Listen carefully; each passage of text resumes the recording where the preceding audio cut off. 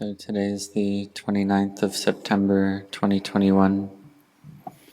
Today is the Lunar Observance Day, the Wat Marp, the 8th lunar day in this lunar cycle. And we're close to the end of the month of September and close to entering October. And in October we have the end of the monastic rains retreat. So we just have 24, 25 days left in this year's monastic rains retreat. So may we set our hearts on the practice through the rest of this rains retreat. And we see that we determined to spend the rains retreat about 2 months and 8 days ago, to spend all the 3 months practicing in the same place. And we see that this time has passed already, and therefore we see that the days and nights are constantly passing by in this way, and days are constantly arising, and subsequently nights constantly arising and passing, arising and passing. So we ask ourselves, how have we been spending our time? And we see that having been born already, then we study and learn. In the beginning of our lives, we are intent to learn. And why do we do this? It's because we start out not knowing much, and if we don't study, then we'll end up being ignorant and unintelligent. So if we don't have effort in our studies, then our parents may tell us that we'll end up being ignorant or stupid. And different countries may have different methods or different ways of telling their children about this. But in Thailand, parents may tell their children that they'll end up like a buffalo, and that they'll end up having to work hard like a buffalo, working in the fields, plowing the fields in the hot sun, in the rain and wind. And the children feel afraid of this, so they decide, it's better to go to school and better to study. And they do this out of fear. And because they see if they don't, or the parents tell them if they don't study, then they won't be able to get a livelihood, won't be able to get a job. And then how will they take care of their lives? How will they live in the world? Because the children, they just don't know about these things. And so they need their parents to take care of them. And so the parents may point out the buffaloes to them and tell the children that they'll grow horns on their head. And the children may hold their head in their hands and see if they have horns yet or not. And they are told if they go to school, then they won't grow horns. And so this is one way, one method that adults may use to motivate children to go to school. And having studied and learned, then one knows how to obtain a livelihood, one knows how to work in order to live in this world, in order to care for one's life, to have a family, to have a spouse, to have children, and so on. And we see that that's how life is. But having reached this point, or knowing how to do this, the mind still hasn't overcome suffering. The mind has a lot of fear, or can have a lot of fear all the time. Fear that one won't succeed in one's studies, or one will study badly, or that one won't find work, or won't succeed in one's work. So there are various fears like this. And then as well, the physical body degrades, and this results in pain, sickness, illnesses of the body. And whatever material things we have in the world, we must be separated from them as well. Our mother, our father, brothers and sisters, our children, our loved ones, our friends, we must be separated from all of them. And this is natural, this is how it is. But the mind, the untrained mind, doesn't know that this, about this law of nature, about separation. What the mind knows is just that it wants these things, and desires these things and just wants them all the time, wants to never be separate from them. But we see that all these conditioned things, we must be separated from them. But the untrained mind just wants happiness all the time. And this is the nature of the untrained mind. And we see that in our lives, what do we get in our lives? We see that we're all traveling together through these lives, and having been born, at the most we may live to about 100 years, and then at the end of that we're separated from everything. So we get diseases and sicknesses, and even if we don't get any diseases or sicknesses, in the end we still die and formations still degrade, because this is the way of nature, this is how things are. So we see even without any illnesses or any pandemics or diseases, material things, conditioned things, sankharas are here just for that long. And so these sankharas, these conditioned formations, having lasted long already, they must degrade back to their original state. Earth returns to earth, water returns to water, air returns to air, fire returns to fire. These natural elements simply return to their original state. And when this degradation and disintegration happens, it can cause a lot of pain and suffering in the minds of individuals. Because at this point, when things are degrading, the mind really feels like it needs a refuge, it needs a place of security. And if the mind doesn't have a safe refuge, then this is a great deal of suffering. We see that the suffering arises in one's studies, in one's work, in one's family. There can be a lot of suffering in study, work, and family. And even if we have a lot of material wealth, then we have a lot of worry as well, because we know we must be separated from this material wealth. It doesn't go with us when we die. So therefore we must train our minds. Today is the Lunar Observance Day. It's an excellent day. So therefore we train our minds to be excellent on this day as well. We undertake the 5 precepts, or the 8 precepts. We practice chanting and meditation. Just like this evening we chanted the Dhamma Chakkappavattana Sutta, the discourse on setting in motion the wheel of Dhamma. And this discourse is about knowing the truth of the way things are, knowing about suffering, the cause of suffering, the cessation of suffering, and the way to the cessation of suffering. We see that naturally the mind is in a state of stillness already, but then the causes for suffering arise in the mind. And we know, and we've learned already, that the cause of suffering is this craving and attachment. And these causes of craving and attachment arise, and we don't know them as they're arising. But these causes arise in the present moment and cease in the present moment. So whatever attachment arises, it arises in the present right here. And then we practice to know it clearly and see it cease in the present right here. So we practice to cultivate this knowing quality, to know suffering, to know it as it is, and to know craving, to know attachment. And we all have this quality of craving and attachment, and we want this craving to end. And so what should we do in order to make it end? Well, we practice sila, samadhi, and panya, virtue, concentration, and wisdom. And we practice having right view. So we travel along this Noble Eightfold Path of sila, samadhi, and panya, and we really set our hearts on this practice. Because this quality of setting our hearts on something or being intent in something, this is something we've done throughout our lives, whether in study or work, in our livelihood. This quality of being intent is something that we must have in order to accomplish things in the world, in order to live in the world.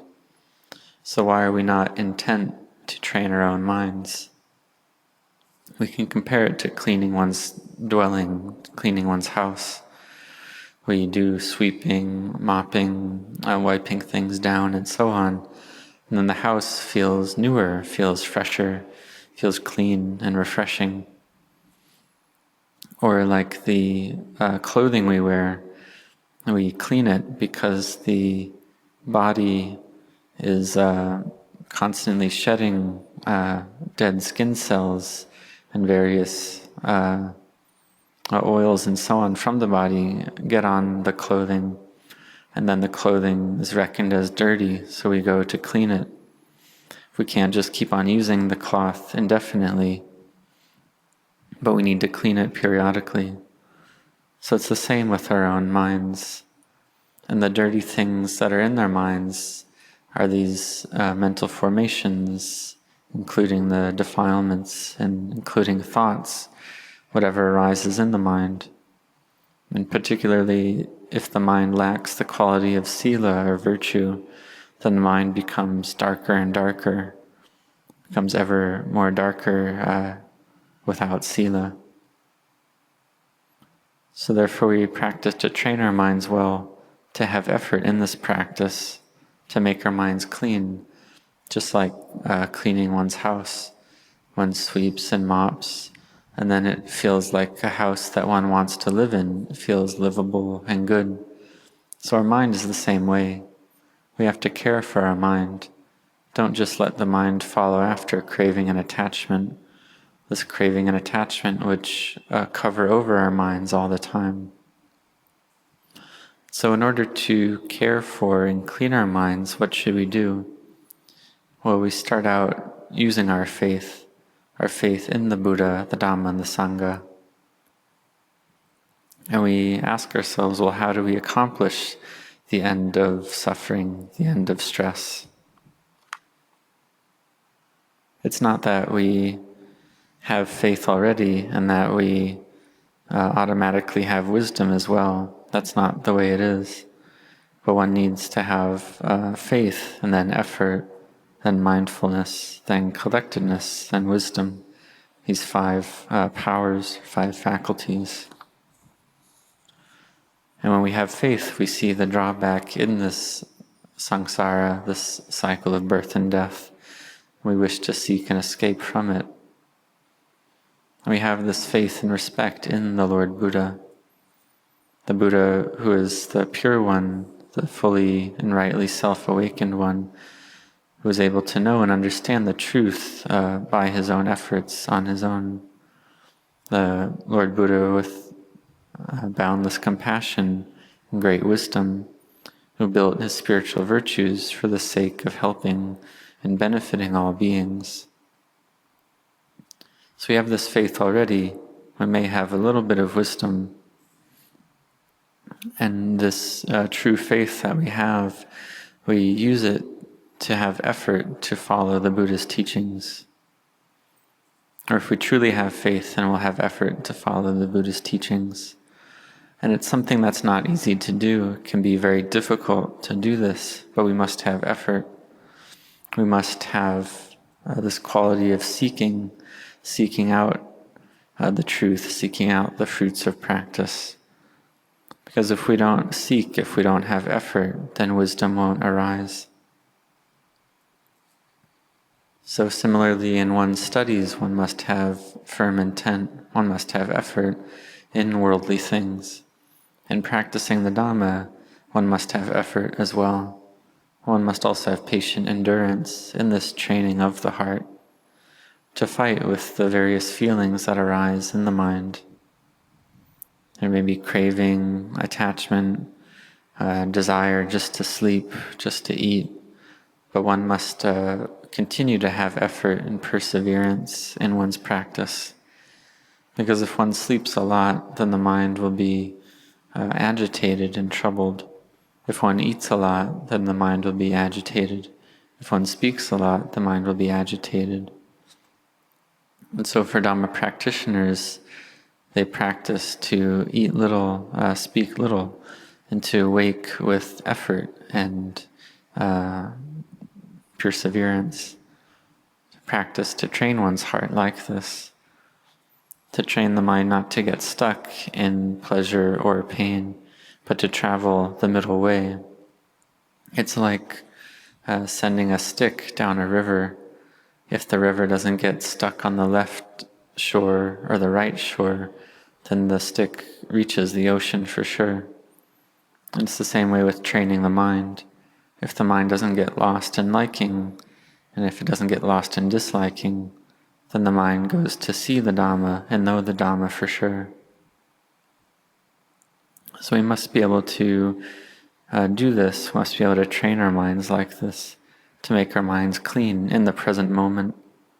This cleanliness arises in the present moment. Because if we don't train our minds, then who will? And we see that we cultivate mindfulness. We actually all have mindfulness already, but the question is, what do we have mindfulness with? In other words, what are we recollecting in our minds? So we have the quality of recollection, mindfulness with our study, with our work, with our day-to-day duties. Whatever we're doing in life, we have the quality of recollection to a certain degree, like driving one's car and doing chores and so on.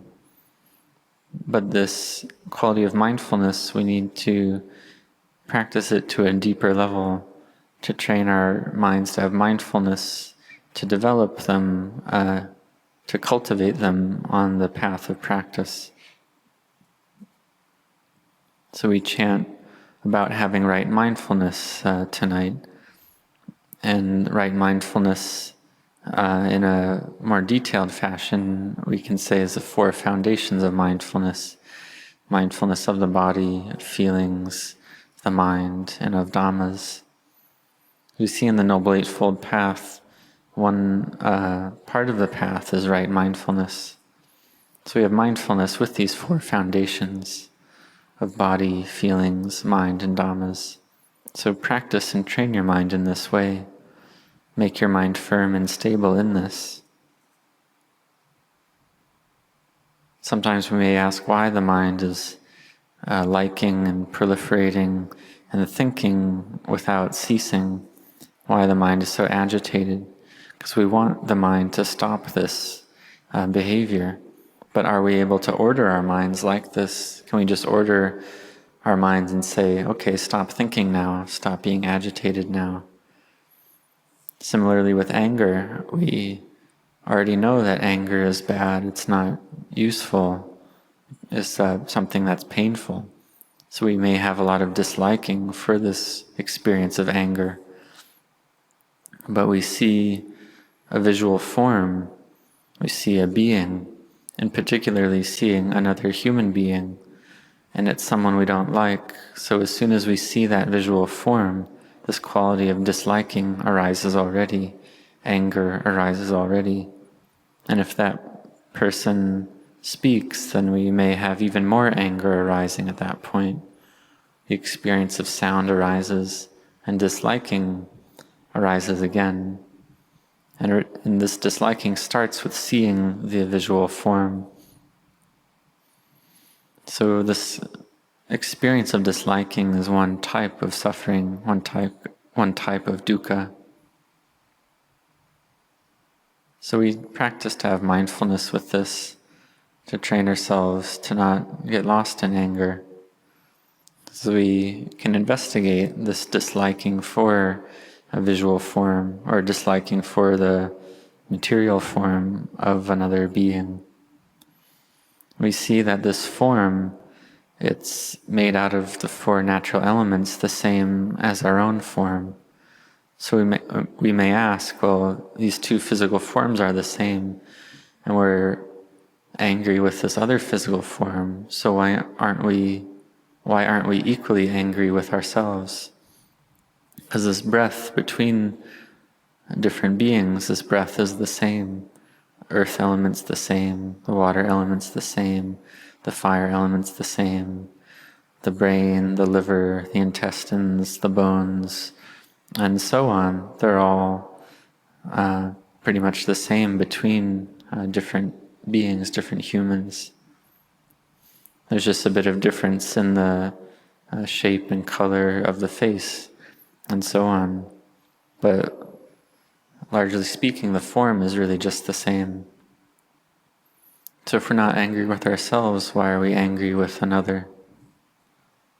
It's because these physical forms, they don't know what's going on. The brain just orders these physical forms about. And so we dislike these physical forms sometimes. But these physical forms, they just don't know what's going on. And actually the brain that orders the body also doesn't know what's going on, because it's the mind, the citta, that orders the brain about. And the brain simply follows the orders of the mind. And if the nervous system or the brain has some problem or something's not working, then it can't follow these orders. But then we may ask, well, in this case, who is ordering the mind about? Who orders the mind? And we see it's greed, aversion, and delusion ordering the mind about. So greed tells the mind to think a certain way, aversion tells the mind to think a certain way, ignorance tells the mind to think a certain way. Similarly with fear, love, hate, and so on. But that which is important, or of primary importance, is this greed, aversion, and delusion that exists within each individual mind. So this we see as the cause. We see that these kilesas, these defilements, they're not owned by any particular individual. The kilesas affect different individuals' minds, but the kilesas themselves are not owned, they're not personal. They affect each individual, but they're not self. But we, through delusion, cling to these things as self. So therefore we need to train and practice, train our minds to have knowing, to have understanding, to know these minds of ours. And then when we understand our own minds, we're able to teach others as well. So we train in these 4 foundations of mindfulness: body, feelings, mind, and dhammas. We train ourselves to have mindfulness, to have firm samadhi, firm collectedness. And when collectedness is firm and stable, then these moods and sense impressions can't enter the mind. The mind has a layer of protection, has something protecting it. So these qualities of mindfulness and collectedness are the protectors of the mind, and it's the same as protecting against the virus. The virus tries to enter the body, but if the body has studied already through the vaccine, then the body has learned from the vaccine about this virus, and the body already knows how to deal with it, how to protect from it.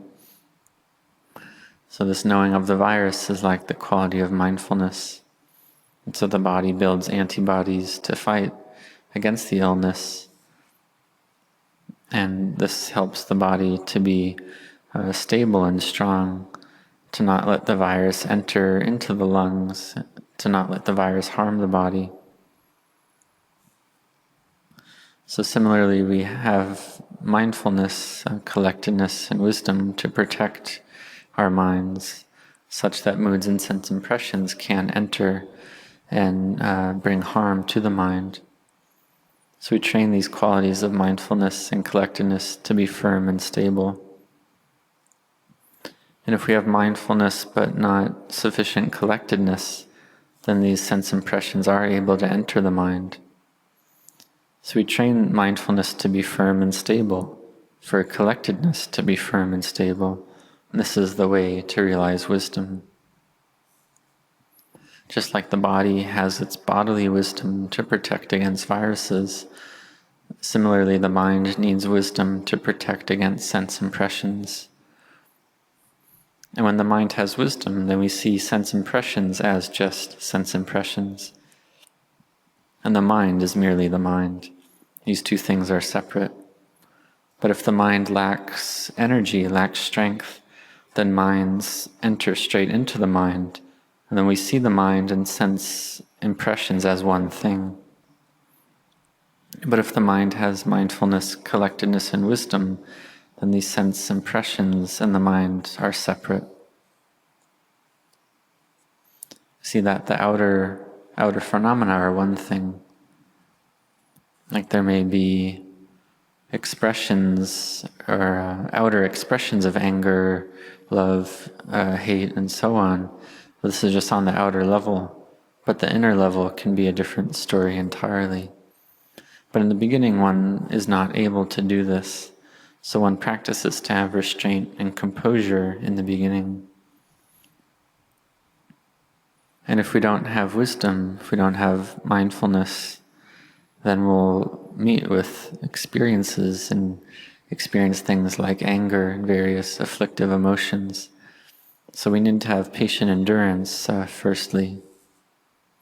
For instance, some monks go to practice in very fearful places, and these monks need to have a lot of patient endurance, first of all. For instance, going to the cremation ground, there can be a great degree of fear arising. So one needs to patiently endure with this fear and accept death. See that if one dies, then one dies. Just accept it like that. But for lay practitioners, they don't need to practice to that degree. But we all train to have mindfulness, collectedness, to be stable and firm, to give rise to wisdom. And when this occurs, then we see that there's really nothing to be afraid of. There's just the four natural elements. And that the mind that has mindfulness and wisdom is able to be protected and from these sense impressions and to overcome the fear. For instance, seeing skeletons of discarded corpses, there may be fear arising. But with wisdom, one sees that these bones are the same as our own bones. So really, what is there to be afraid of? Because these bones in our own body, we use these bones to walk, to sit, to assume various postures. And we order our bodies to move about in this way. And so we're constantly using our skeleton. So when we see another skeleton, why should we fear it? What's there to be afraid of? It's the same bones that we have in our own body. So to have fear is to lack wisdom. There's a story of Luang Pu Cha teaching a monk, and this monk was in the meditation hall, and he felt a great degree of fear because there was a human skeleton there in the meditation hall. And the skeleton was on display in a cabinet. And this monk was afraid that the skeleton would come out of the cabinet and come visit him. So he was very afraid. But the teaching of Luang Pu Cha was that, well, you're sleeping with a skeleton every night already. It's just that skeleton's covered over with a covering. And that skeleton is your own skeleton, covered with skin and flesh. But the skeleton that you are constantly with, you actually love it as yourself. You take it to be your own, yourself, and you love it and are comfortable with it. And yet you fear this skeleton that you see outside of your own body. And so we see that it's because of craving and attachment that one sees these skeletons as something different. But in reality, it's just bones all the same. It's earth element all the same. It's just craving and attachment that cling to it as self and other. So therefore we need to train our hearts to be good before our bodily condition degrades and disintegrates. We see that there's not much to this life, there's just this much. So may you all set your hearts on this practice and practice in this lifetime.